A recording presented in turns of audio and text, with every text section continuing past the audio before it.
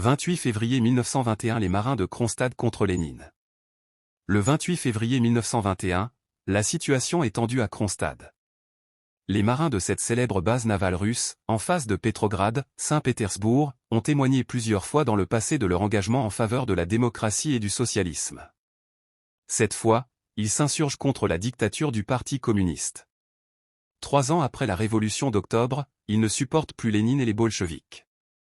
Ces derniers subjuguent les conseils d'ouvriers, de paysans et de soldats, en russe, conseil se dit, soviet.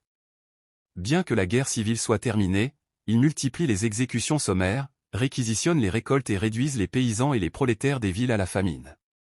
À Kronstadt, l'équipage du cuirassé Petropavlovsk réclame en premier lieu la réélection des soviets à main levée et non plus à bulletin secret comme l'imposent les bolcheviks. Ils réclament aussi la liberté d'expression pour les socialistes, le droit pour les paysans et les artisans de travailler librement à la seule condition de ne pas employer de salariés. L'initiateur de la résolution, un certain Petritchenko, appelle de ses vœux une troisième révolution après celle de 1905 et 1917. Il est rejoint par l'équipage du cuirassé Sébastopol, lui-même guidé par un mécanicien du nom de Perepelkin. La résolution du Petropavlovsk est adoptée à Kronstadt au cours d'un meeting qui réunit 12 000 personnes. Un comité révolutionnaire présidé par Petritchenko prend le commandement de la ville. Cette commune va durer 16 jours. Elle va être éradiquée plus brutalement encore que la commune de Paris, 50 ans plus tôt. Bain de sang à Moscou, Trotsky, commissaire à la guerre, demande au futur maréchal Toukhatchevski de réduire la rébellion. Après une première tentative infructueuse, les soldats de l'armée rouge s'emparent de Kronstadt le 18 mars 1921 en ayant pu progresser sur la surface gelée du Golfe. Les combats font 2000 tués.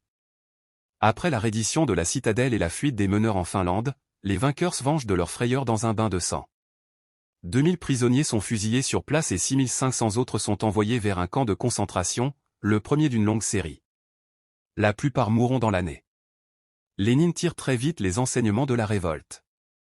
Dès le 12 mars 1921, il annonce devant le congrès de son parti la mise en œuvre d'une nouvelle politique économique, NEP, destinée à relancer l'initiative paysanne.